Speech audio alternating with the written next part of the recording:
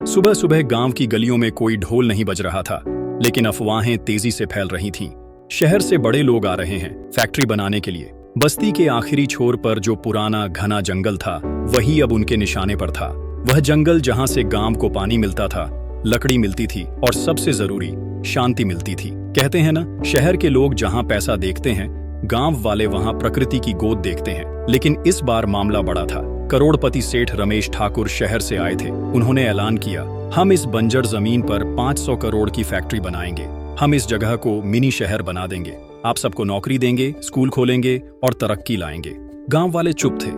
डर साफ झलक रहा था उनकी आंखों में, क्योंकि जिनसे लड़ना था उनके पास कानून, पुलिस, कागजात और सबसे बड़ा हथियार पैसा था। लेकिन उस गांव में एक इंसान था, बलीराम काका। 65 साल के बूढ़े किसान, शरीर से बूढ़े, लेकिन दिमाग ऐसा जैसे कंप्यूटर से भी तेज।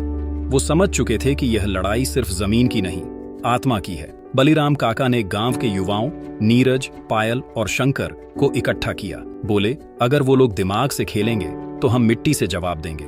सबसे पहले उन्होंने उस जंगल का पूरा नक्शा बनवाया, दिखाया कि वहां कितनी किस्म के पेड़ हैं, कौन कौन से जानवर रहते हैं और कितने जल स्रोत हैं जो पूरे गांव को जीवन देते हैं। फिर नीरज ने ऑनलाइन रिसर्च करके सबूत निकाले कि वह जंगल आदिवासी संरक्षण क्षेत्र में आता है, मतलब कानूनन वहां कोई निर्माण नहीं हो सकता।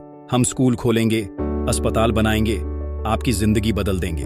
बलीराम काका मुस्कुराए और बोले, अगर पेड़ नहीं बचेंगे तो स्कूल कौन आएगा? अगर बारिश नहीं हुई तो अस्पताल किसे बचाएगा? ठाकुर ने हंसते हुए कहा, हम टैंकर से पानी लाएंगे, आप लोग समझ नहीं सकते। तभी नीरज ने अपने लैपटॉप से प्रोजेक्टर ऑन किया और पूरा गांव इकट्ठा हो गया उस स्क्रीन के सामने। स्क्रीन पर दिखाया गया कि अगर वो जंगल कट गया तो तापमान कैसे बढ़ेगा, बारिश कैसे रुकेगी और आने वाले 10 साल में गांव का क्या होगा। ये कोई कहानी नहीं थी, ये विज्ञान और सच था। गांव वालों ने मिलकर फैसला किया, न जंगल देंगे न मिट्टी, जान दे देंगे पर जमीर नहीं। अब ये सिर्फ विरोध नहीं था, ये आंदोलन बन चुका था। हर घर की औरतें हर सुबह पेड़ों की पूजा करने लगी ताकि कोई पेड़ काटने की हिम्मत न करे। बच्चों ने पोस्टर बनाए, पेड़ नहीं तो कल नहीं। गांव वालों ने जंगल को मंदिर घोषित कर दिया और वहां पूजा पाठ शुरू हो गई। सेठ ठाकुर को कोर्ट में चुनौती दी गई, केस लड़ा गया, सबूतों के साथ, कानून के साथ और सच्चाई के साथ। कोर्ट ने आदेश दिया, यह एक संरक्षित क्षेत्र है, यहाँ कोई निर्माण नहीं होगा। ठाकुर के चेहरे की हंसी अब गायब थी। उन्होंने पहली बार गांव आकर सिर झुकाया और कहा, तुम लोग सिर्फ किसान नहीं हो, तुम धरती के प्रहरी हो। तुमने हम जैसे शहर वालों को सिखाया कि असली अमीरी क्या होती है। फैक्ट्री किसी और जगह शिफ्ट कर दी गई, जंगल वैसा का वैसा अनटच्ड रह गया।